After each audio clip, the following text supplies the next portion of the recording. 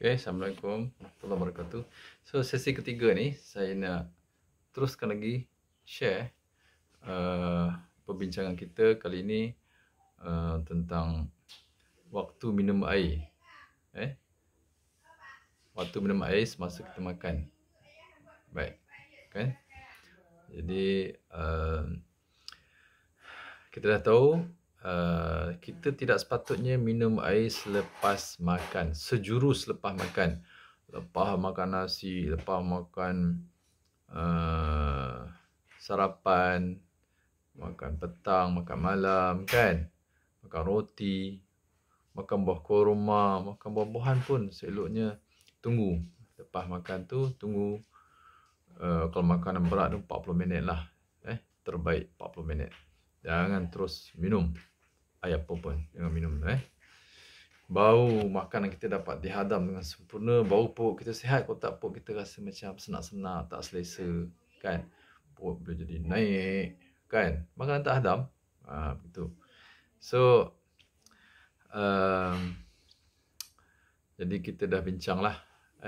Jadi janganlah tak minum langsung pula waktu makan. Dalam 40 minit lepas makan baru nak kena tunggu nak minum, kan? Lama tu. Jadi sebelum makan kita start minum. Sejurus sebelum makan kita minum secawan. Saya biasa minum secawan, setengah cawan, 3 suku cawan air. Saya minum air kosong lah. Air lampu sayung. Saya air lampu sayung. Alhamdulillah. So, lepas tu tengah makan nak minum sikit lagi boleh. Minum suku cawan, minum lagi. Supaya kita tak tercekik lancar lah, kan? Itu tak apa. Sebab enzim dan jus gastrik masih dikeluarkan. Selagi kita tak menghabiskan makanan terakhir masuk dalam mulut kita kunyah, kan? Kita kunyah makanan dalam mulut kita. So, dia rangsang sistem saraf kita, kan? CNS kita untuk menggerakkan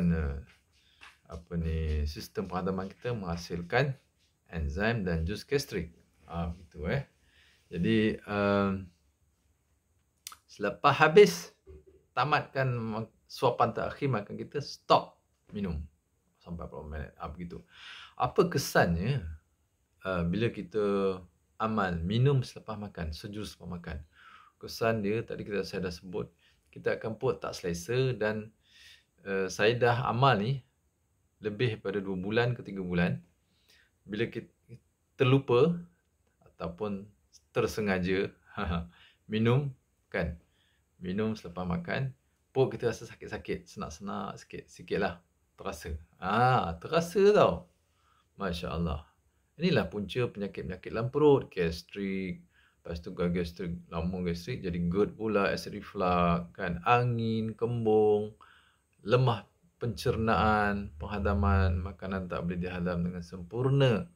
Lepas tu ada radang, ruam-ruam dekat dinding perut kita, usus kecil, usus besar. Sebab makanan tak dapat dihadam daripada perut, kan? Jadi masalah kesan dia terus kepada perut kita, usus kita, kan? Usus kecil, usus besar, kolon semualah, masya-Allah. Jadi kesan satu lagi boleh mengakibatkan leaky gut juga.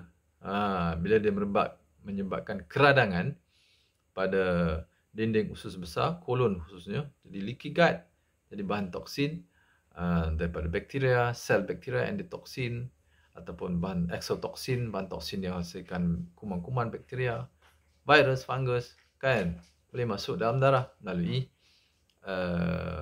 sel epithelium kolon, kan?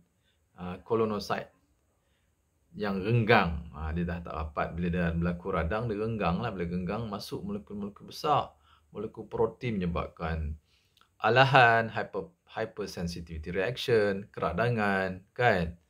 Dan juga, kalau lama boleh menyebabkan penyakit lah. Penyakit kepada organ-organ tertentu.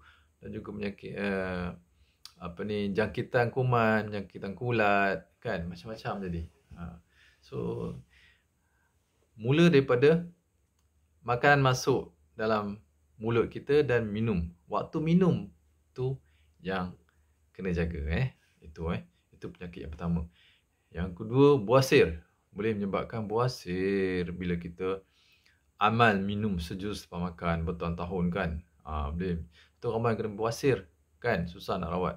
Baik-baik datang balik, dah rawat-rawat datang balik kan. Sampai berwasir berdarah, berwasir sakit jadi, dia keluar dah bengkak, kembung kan, prolapse, macam-macam. Dah lemah dah, otot tak boleh pegang dah. Kita punya anus dia tak boleh masuk, tak boleh mengecut kan. Lepas tu mengalami sembelit, susah buang air besar, atau buang air besar boleh tapi tak habis, tak puas walaupun najis kita lembut kan. Itu semua kesan-kesan daripada minum sejurus lepas makan. Ni khusus minum sejurus lepas makan. Dalam masa 40 minit lah kan. Kalau dalam masa 5 minit, 10 minit tu memang makanan tak hazam. Right? Itu dia punya kesan yang pertama. Yang kedua tadi saya dah sebut tadi kan, keradangan. Bila kuman-kuman dah masuk, virus, fungus, boleh jadi jangkitan kuman, jangkitan fungus, candidiasis kan. Dan juga menjadi keradangan, molekul radang, bahan toksin yang dihasilkan oleh bakteria kan. Sel dia, dinding sel dia ada endotoksin ataupun dia merembeskan toksin ke dalam ruang usus besar dan dia diserap melalui gap sel kan, dipanggil sel kolon tu yang dah renggang, dipanggil leaky gut.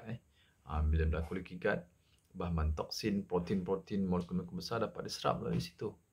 So menyebabkan penyakit jugalah, penyakit keradangan kronik, alahan, hypersensitivity kan, macam-macam lah penyakit InsyaAllah. Jadi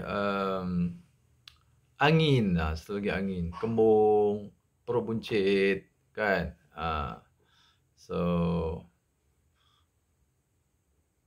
kalau penyakit kita tak baik-baik, susah nak rawat, itulah amal. Amal, tukar amalan minum selepas makan kita. Selepas 40 minit. Hanya selepas 40 minit kita makan, baru kita minum air.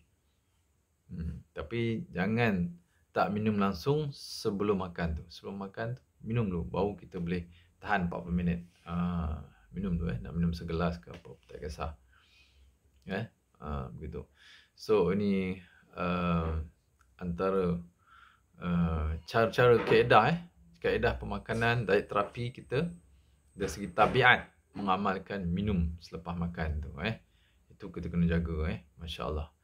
Kita akan dapat rasa dia punya nikmat dia, sihat dia, badan segar kan.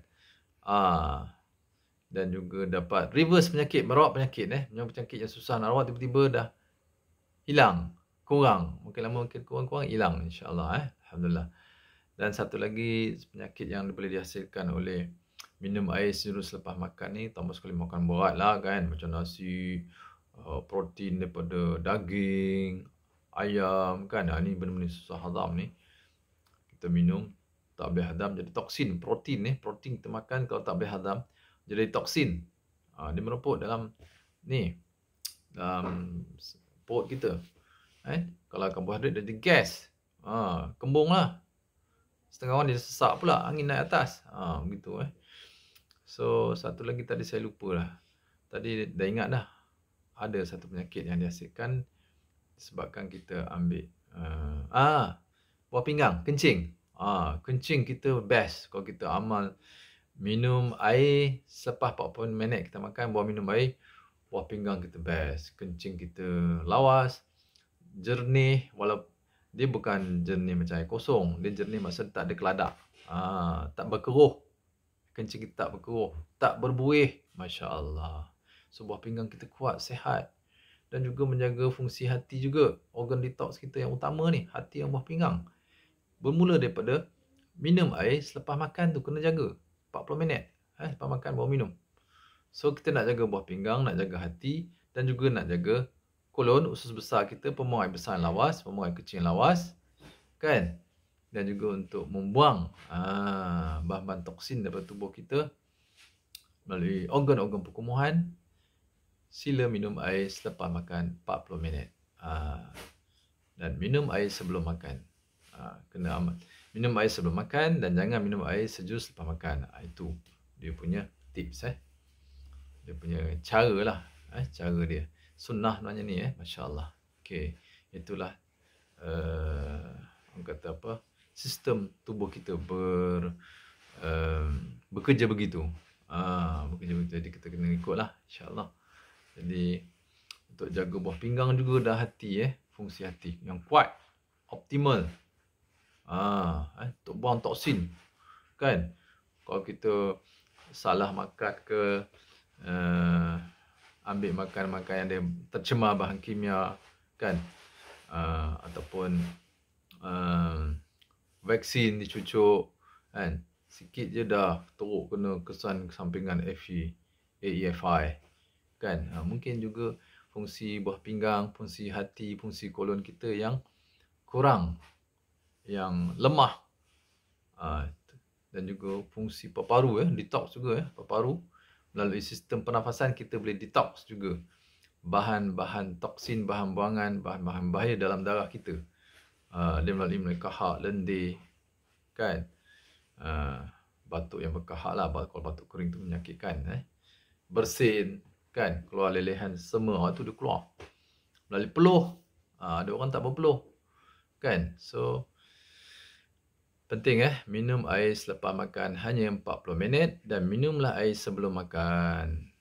Minum air sebelum makan dan semasa makan, dan jangan minum air sejuk selepas makan sehingga selepas 40 minit baru minum lepas makan insya-Allah. So ini saya nak beritahu lah kesan amal minum air sejuk selepas makan, penyakit apa yang yang akan terhasil kan, untuk long term lah kan. Dan juga kalau kita amal minum air selepas 40 minit, dia bantu reverse penyakit, merawat penyakit, kita sihat, segar, buah pinggang, hati dan juga pemuai besar, air kecil semua kan lancar, lawas, sihat. Masya-Allah, kita pun segar. Gitu itu dia punya maklumat yang kita nak share pagi ni lah insya-Allah. Semoga bermanfaat insya-Allah.